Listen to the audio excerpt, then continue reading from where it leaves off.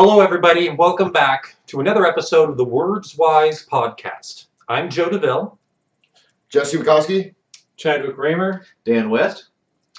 And we're here. This time, we're going to talk about world creation stories. So, Jesse, you want to go first?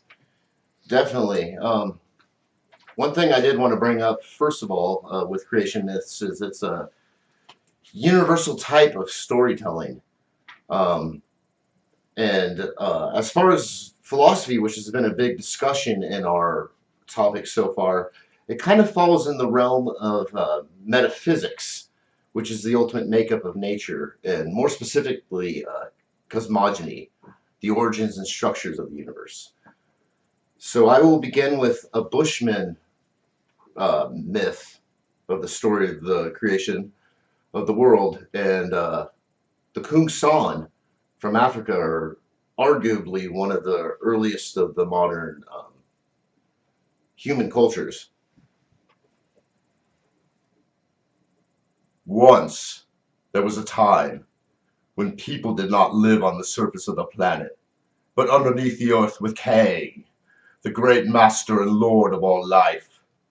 Now Kang is the first being and creator of the world, but he is also a trickster god, most often taking the form of a mantis. Here, people and animals lived together in peace. None wanted for anything, and even without a sun, it was always light. Then Kang created a magnificent tree with immense branches that draped over the landscape. Near the roots he dug a hole.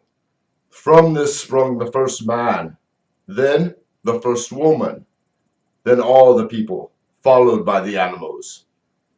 Here, Kang proclaimed for all to live peacefully and admonished the people to not build any fires, or misfortune would set upon them. When finished, the great Kang departed to view his creation in secrecy. Eventually, dusk crept into the sky as the sun began to disappear from the horizon. When the bright star vanished, the people grew fearful, unable to see through the dark like animals. Lacking fur and feather, they grew cold. Frantically, they built a fire, forgetting the words of Kang. While soothing the people, the fire frightened the animals who fled, and ever since, the humans are unable to converse with the animals. Fear has taken the place of friendship and virtue. Well, so that's the creation story the thing that I think about the first is you even called Kang a trickster god. And it so clearly is, because here he is creating this environment saying no fire, and yet now it gets cold and dark. Humans don't have any way to deal with that except for fire. So he was setting them up to fail. I totally agree on that aspect. And it may be contested, but some of the first of the human gods are said to be trickster gods. So not only do we have some of the first people, but this is some of the first evidence of. It is often said that before God and Satan separated, it would have been a trickster god in mythology, who is a god type. I agree with that. Who is a god type you find throughout the world. Right, it's the same thing in like the god Satan mythology of, oh, well, here's this beautiful garden to live in, but don't eat the tree, the apple in the tree. Yeah, I think the trickster god really implies an ambiguous god, a god that their attributes are uncertain, whereas like most of the gods, their attributes are solid, like certain. We know what they do, like they're the god of the sky or the sea or the earth.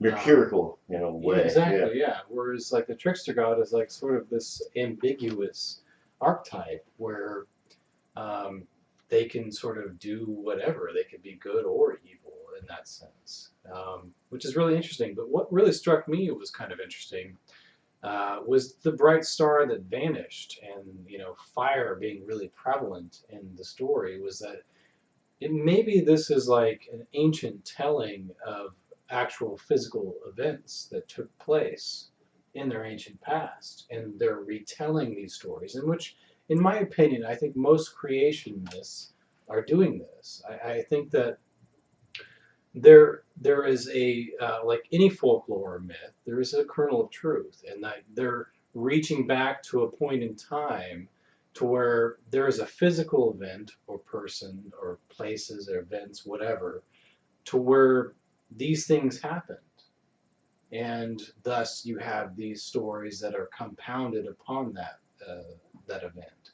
So the bright star that vanished is really interesting to me because maybe they're talking about a, stellar event, some sort of, comet or meteorite or asteroid that, possibly hit the Earth and caused a massive fire. And the trickster god, that would be, I think, within his parameters of doing such a thing, Well, when you say a trickster god, it does ring a bell for me because you were saying that the first gods were typically known as trickster gods. When you think about a human being that's existing in a harsh world, and you try to say why is it this bad? Why is it this hard? You can't. It doesn't make as much sense to say that there's a loving God looking out for you. It's a trickster God. They're here to challenge you and to make you have to deal with that kind of stuff. Something's got to be bringing that element to your reality, right? To your life.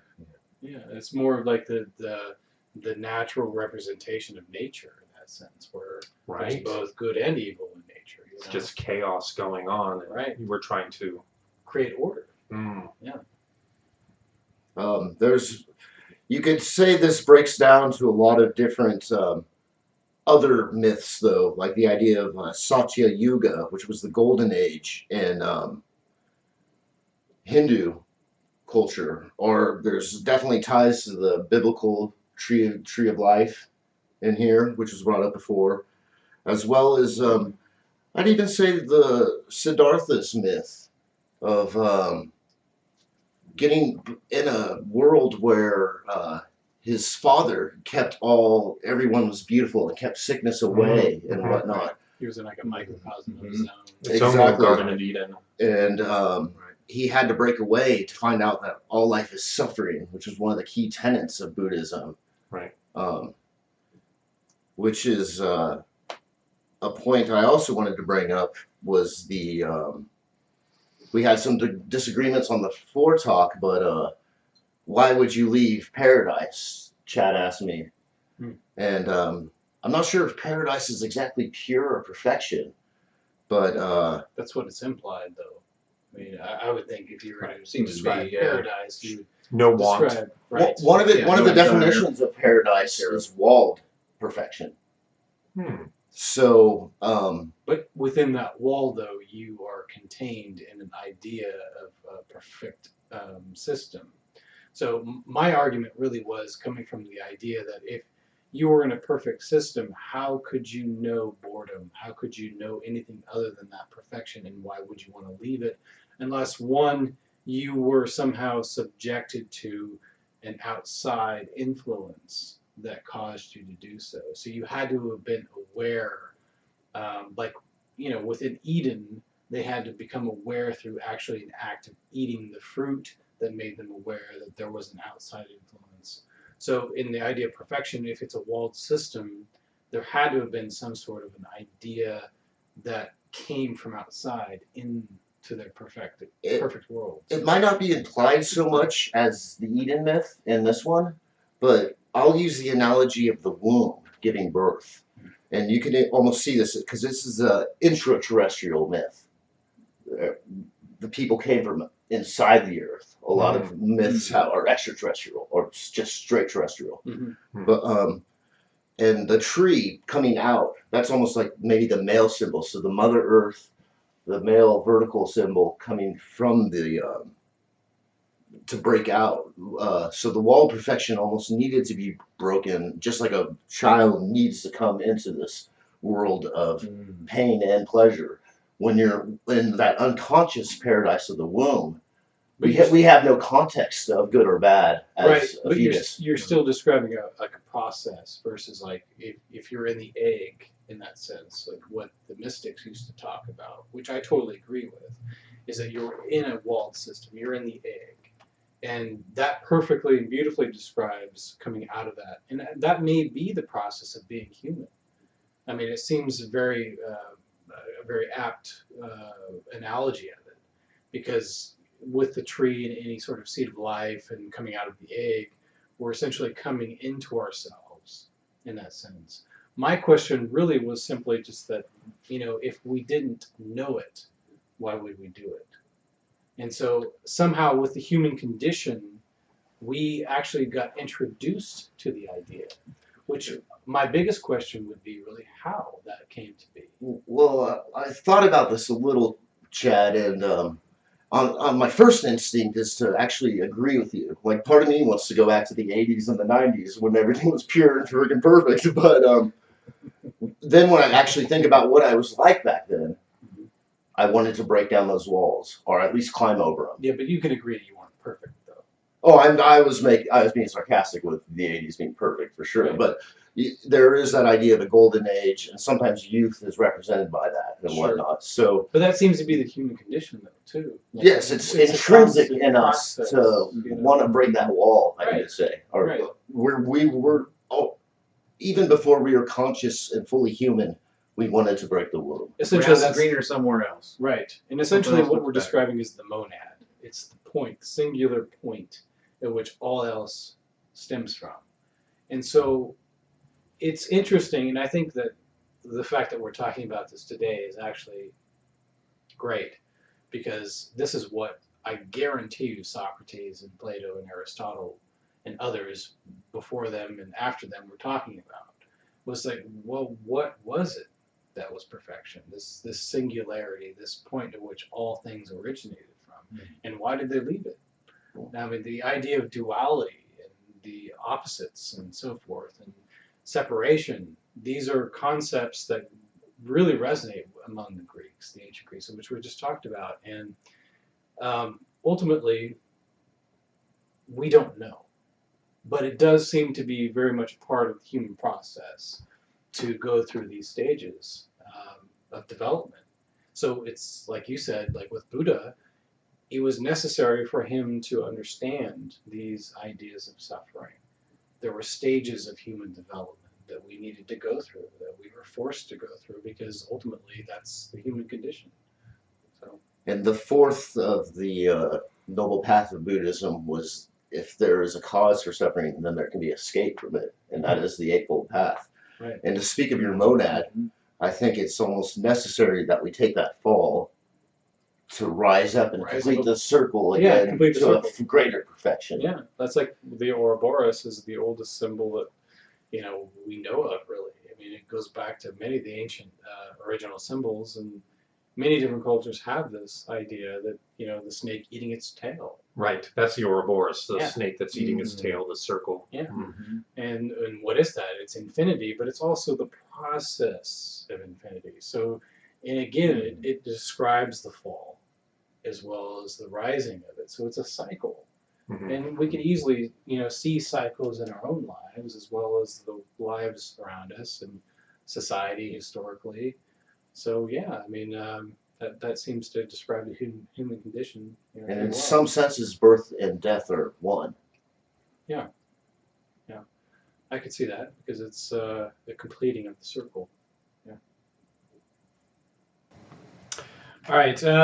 My creation myth is the Enuma Elish, and this is the Babylonian creation myth. This will be a synopsis. This won't be all the 7 tablets of creation. So, to get started. The Enuma Elish is also known as the 7 tablets of creation, is the Mesopotamian creation myth whose title is derived from the opening lines of the piece When on High. All of the tablets containing the myth found at Ashurbanipal's library at Nineveh, Sultanepi, and other excavated sites date from about 1100 to 2300 BC. But their colophons indicate that these are all copies of a much older version of the myth. So I can't emphasize enough that this is most likely what happened in Mesopotamia is that the myth kept getting adapted. So the one that I'm reading to you now is the Babylonian myth, where the hero of the epic is Marduk. Now, all of the Mesopotamian cities had their own hero. So Eridu and and so forth, these other city-states that came before Babylon, before they conquered them, had their own heroes. Enlil was one of them, Enki, and so forth. So, but this particular one, Marduk, is the guy, and he was actually a fairly late addition to the Mesopotamian myth, but he comes from much older ideas.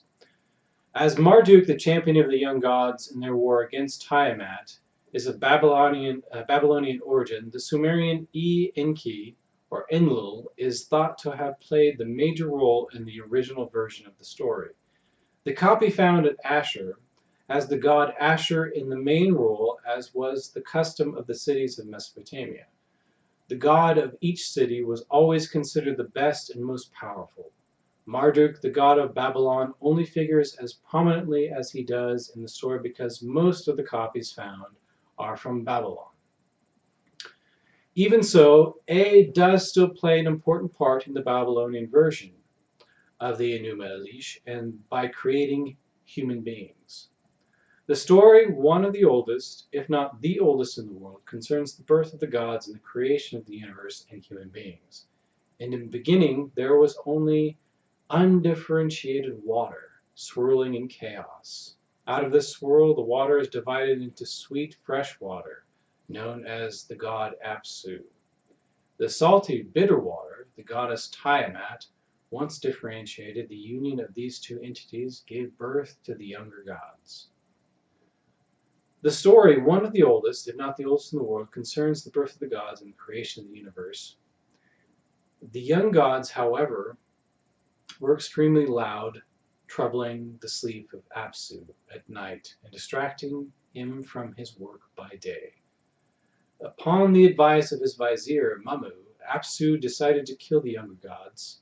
Tiamat, hearing of their plan, warns the eldest son, Enki, sometimes and he puts Apsu to sleep and kills him. For Apsu's remains, Enki creates his home. Tiamat, once the supporter of the younger gods, now is enraged that they have killed her mate.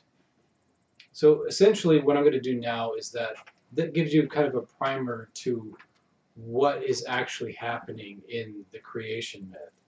Now, Apsu being the mate of Tiamat, Tiamat is the primordial goddess, the Salton Sea.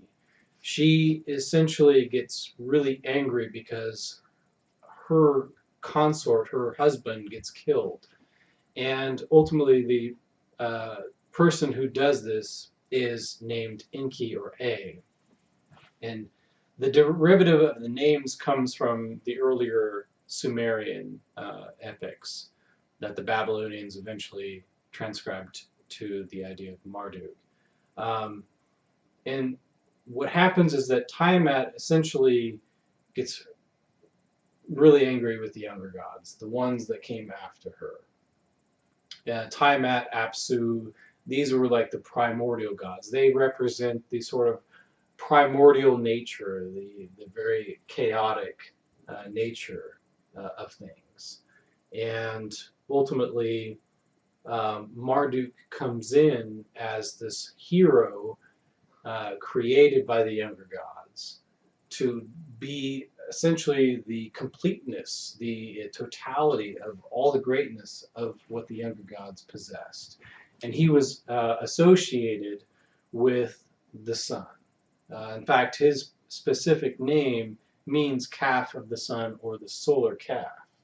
So he's essentially the product of what the sun is, and which was the greatest deity amongst not only the Sumerians, but pretty much everywhere you looked in ancient society. So Marduk really is not only the patron god of Babylon, but he's becomes the sort of solar hero. His title actually in this is interesting because his title is Bel, which we all can see that if you look at myth, Bel is actually known as a god himself. And actually, what's interesting about the Enuma Elish is that the title bell is actually referring to master, not necessarily a god. So the Babylonians actually ascribed to their gods many different names, but specifically to Marduk, he had 50 names. Bel was one of them, which meant master or lord. And so, to put a long story short, Marduk essentially went to battle with Tiamat, and Tiamat created these sort of primordial demons and monsters and gods, what we call the Titans in Greece. And there are many different correlations between the Greek hecatoncheires, that's what they were called, which were the 100-handers, these massive, gigantic monsters that were created by the primordial gods to fight against Zeus and his usurpation of the primordial gods. Tiamat created a lot of these things as well, in her epic, which was thousands of years earlier. And they fought against Marduk. And interestingly enough, I think the etymology of one of them, the chief of them, which was the chief of Tiamat's army, was called Kingu. Kingu, which is interesting because the name king is in that name, right? But what's ironic about that is that the name specifically means like laborer. It has no kingship at all to it, and so but we've later used the name, and we know that like there are a lot of names that we still carry to this day, like Mama and Papa, that are Sumerian, and okay, these are all words that we still use that come from Sumeria. So I kind of question whether or not king was one of those words. I don't know for sure, but I just thought that I'd bring that up.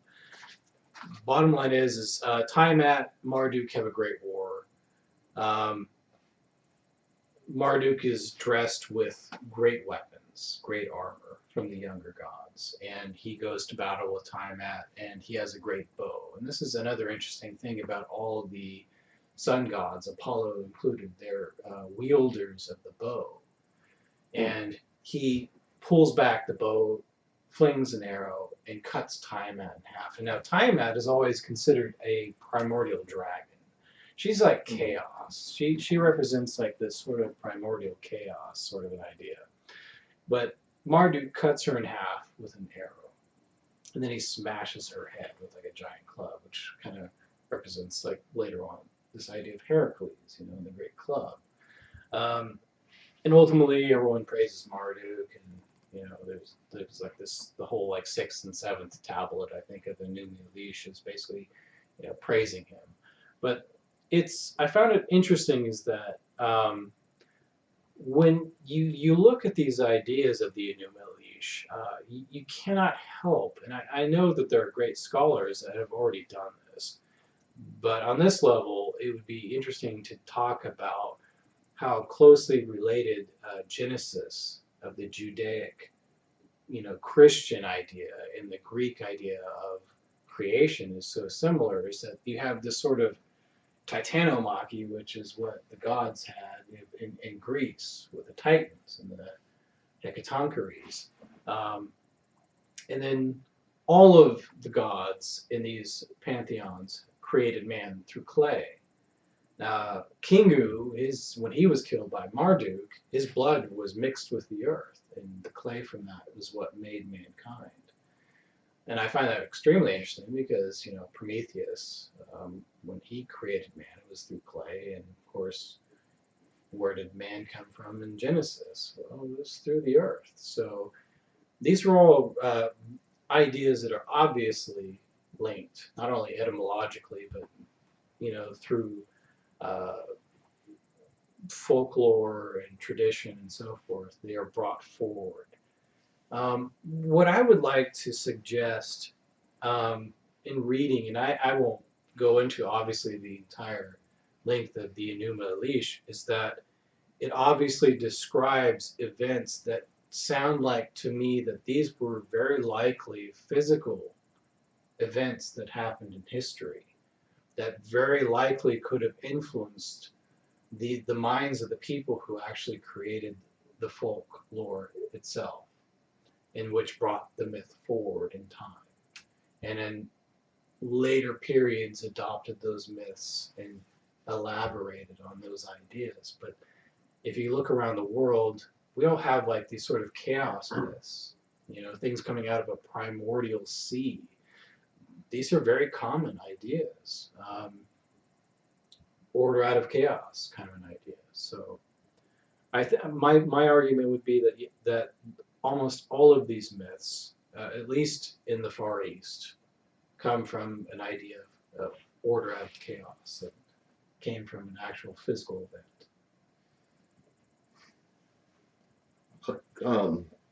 Some things that popped in my mind, I actually noticed and I might be making a far extrapolation here, but my deity was called Kang. Yours is King U. KO, yeah. So, Could be etymologically linked. You never know. another thing is, you said he was the calf, the solar calf. Mhm. And that was a time period, much like the Minoan, whatever, where the bull culture was very prevalent in that region. Yeah. Another thing, and this is why writing might have been so necessary in their culture, was my myth was a lot simpler. It could have been taught to a kid in a day.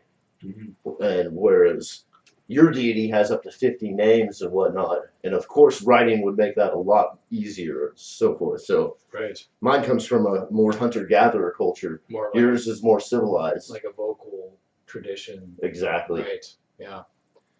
As a comparison. Right. One of the thoughts I had about it was what you were saying is you had split, the water was split into like sweet and pure water and then salty and bitter water. Yeah. Tiamat was the goddess of the bitter and the dark and the chaos. What was the god or goddess of the other side? Apsu was essentially the sweet water, the water of the underworld, the netherworld, in which the waters had to be brought up. Native from the earth itself. Yes, native from the earth itself. That brings Those us waters had to mingle. a yin-yang quality, which seems very Yeah. common in a lot of these creation myths What- as well. What I thought was very interesting about it was like, I mean, these are really primitive people, even though they obviously had writing and were, pretty technological in their own right. Mhm. They're still pretty primitive, yet they had some very advanced ideas about life, whereas you had essentially two different types of water commingling to create life. That to me suggests that they actually had a very profound understanding of what was needed for life. Because like you said in one of the previous videos, I mean, no life can exist without water. Right? And the primordial waters coming together to form life, that's a pretty profound concept. So And there's something to be said about like brackish water having salt water and fresh water mixing together and all that. But what I thought was interesting about your story was man, where life came from the slaying, it was Kingu, right? Mhm. And how blood mixed with the soil and that was the clay yeah. that made him. Yeah, I mean, considering our bodies are mostly salt water, it's like almost like taking the salt water itself and mixing it with the earth, which again is the mingling of the waters in that sense, So very interesting. And like we were talking about with Ayurvedics, how earth creates form. So you've got the blood and the water component of that, the life and form. And there you have an organism. That's right. All right, today I have prepared a creation story from the Dogon tribe of the country of Mali in the continent of Africa. And first of all, I want to say I was brought this topic a little late in the game, so I did my best to read quickly and summarize. So if I present any misinformation or get anything wrong, please forgive me, YouTube. Don't beat me up, please. I'll do my best to boil it down. And as with some of our other stories, according to the Dogon, there was a single creator initially, known as Alma, not ascribed any gender qualities, just a creator being. And interestingly, the reason I picked the Dogon when I first heard this topic is I remember supposed knowledge of the existence of the Sirius star system in the Orion constellation, and they supposedly had this knowledge of a binary star system Binary that later, star, Series A and B, that later scientists in modern science was able to uh, what's the word? Help me out here. To verify. Thank you. So so Alma created the world. Interestingly, however, despite the fact that the Dogon tribe was on the earth here, according to the myth, initially all life started in the center of the Orion constellation. That was the birthplace of the universe, somewhere in the Orion star constellation. Sometime after Alma created the world, Alma created a being called On, and On is that trickster character that you guys talked about before, that element of chaos, of unknown, randomness into the world, disorder. And then from that seat in Orion, supposedly, I forget whether it's beings or matter, was transported in some sort of arc along the Milky Way as kind of a transport route to the present Earth. And then at some point, Alma created these beings known as the Nomons, and the Nomons were a semi-amphibious, half fish, half human kind of deity, and they were the ancestors of modern man. So it's interesting to hear you speak about the water being the genesis of life, being the stable point of life, and obviously fish people, they're in a water environment. It's very conducive to life right there. So very interesting. And according to the sources I read online, the Dogon myth is very complex and very long. So like I said, I'm giving just a very boiled down, succinct version of that right now. But I found it very interesting. I like that little woo factor of, maybe these people had some knowledge of a place very far away from us that until recently we've only discovered. Right. It's very interesting. I would like to just say that, like, from what you just said too, I mean, I agree. I mean, from what I know of the Dogon, there's no physical way that they could have known that Sirius was a binary system, that there are two stars there, one that cycles around the other as a dwarf. There's no possible way they could have known that. And yet they knew of both Sirius A and B. Right. So that's creates a whole conundrum in the scientific astronomical community as to how they knew, however many years ago, that this was what it was. Right, without any kind of means to with the naked eye, with any kind of instruments even at the time to see that kind of thing. Right. It's just not possible. Even with an instrument, it had to have been extremely powerful for them to be able to see it. And like you said, they didn't have those things. And even if they did, they would have had to had a really advanced telescope of today to be able to see the binary system there. So that really kind of fuels the sort of ancient aliens sort of, I know it's been on there, a lot, where it's like, well, how, but that to me is like one of the ideas. It's like one of those questions that really hasn't been answered adequately. Well, how did they know this? And why? Right. I mean, and it was very detailed, if I recall. It was down to the orbits in the intermingled orbits of the stars together. Right. So very complex, not just a simple an orbit. It wasn't. But Right. Yeah. more complex movement. The Dogons, that's one thing they don't get credit for, is they were very advanced astronomers. And they calculated this actually to a very, accurate degree. And not only did they know that these two binary, it was a binary system, but that the calculations that they had made were extremely accurate. So, I mean, again, really makes you question, well, how did they know this? Is it, how do you spell that? Is it? I believe it was O-N. I believe that's correct. What does that mean? Does that mean light? Because in Egypt, I know that means light. Is that? You know, it was only described as a name. There wasn't there Okay. wasn't a secondary definition or anything given of it, but Okay. it'll be interesting to find out. Yeah, it's interesting. Okay. Part of me thinks about the Om. It's very similar to that. Om being the Hindu kind of the meditation idea of the perfect sound that begins and ends itself. It's the tone for meditation. I just I wonder.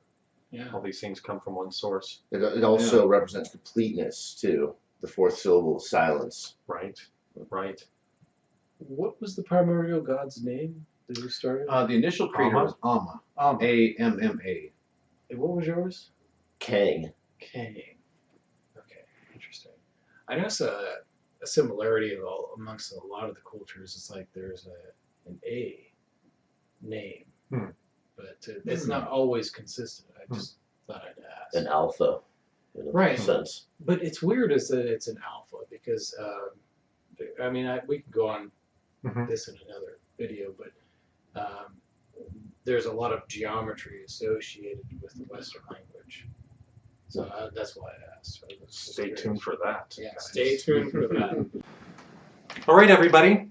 So creation stories. I would just like to end with a question for everybody here, and that is, why do we have creation stories? Personally, when I think about it, I figure in ancient times, people were busy surviving for a lot of the time. And then in the evenings, there was time to tell stories and to share time with the family. And the kids, they wanted to know what was going on. You're trying to teach them the stories of the world. And it's interesting to me because nobody really knew.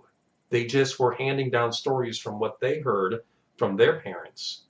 And it seems like such simple things to say there's a force of good and a force of evil or a trickster god. But it's all that they had. And as science starts to discover more about the Big Bang Theory and the source of the universe, which we're still trying to figure out, they're all stories until we keep on figuring it out to get to some sort of answer that we can all agree on. That's a good point. I was actually going to bring that up. Even not only is this universal as a myth, but even science kind of plays in this realm, where of course they're doing it with more technology and mathematics. But whether it be the Big Bang or the Big Crunch, they're still making up a story, and it's just this insatiable need in humans to try to understand not only ourselves, but in this case, the world at large. So, I think to add to that, I think that our brains have changed a lot too. I mean, I think we saw things in a much greater symbolic way in earlier times than we do now. We think of things in abstract, not necessarily abstracts, but like in opposites, and we categorize things, and we want to make everything logical and understandable. Whereas back then, I think it was like people who were looking at aspects of nature to try to understand them was more of an abstract and symbolic term. So they ascribed a, embodiment to that made sense to them. So the wind was a god, the earth was a god, the sky was a god, the sun was a god. So it makes sense to me that and it seems like all pantheons, no matter how simple or advanced that they are, come from a point of a singular god or goddess. And I think that's interesting because it was like somebody, sat around a fire and was like, hey, what do you guys think about this? I mean, this concept seems to describe a thing, right? And then as the idea became more complicated, I think they started ascribing more aspects to it. And they were like, well, that can't be that god because there's too many aspects. So let's ascribe this to a different god. So the god of wind can't be the god of earth, or water, or whatever it is. And so I honestly think it's just human experience and really describing two things: human experience, sitting around a fire and discussing ideas, but also they could also pertain ideas of an actual physical event. Things that actually happened in our ancient past. Yeah, it's really interesting. I think both you guys are right. As Joe was saying about the children always have questions. But even as adults, I'm 47 years old, and we sit back and we wonder why. Why is this happening? What created all this? What brought this about?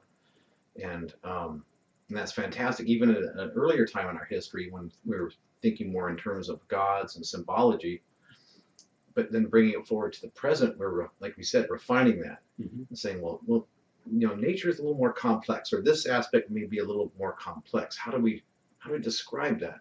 And the gods may fade out from that as we get forward. Right. For some people, for some they may not. But find it a little better, maybe. Right. But always asking that insatiable curiosity just to know why and for what purpose.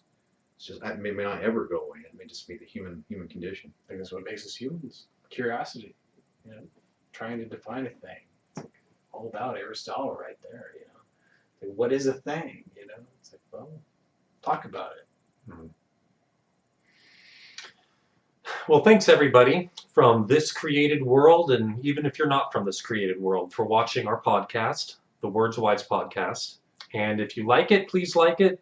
You can subscribe, and we are very interested in comments, so leave as many as you'd like.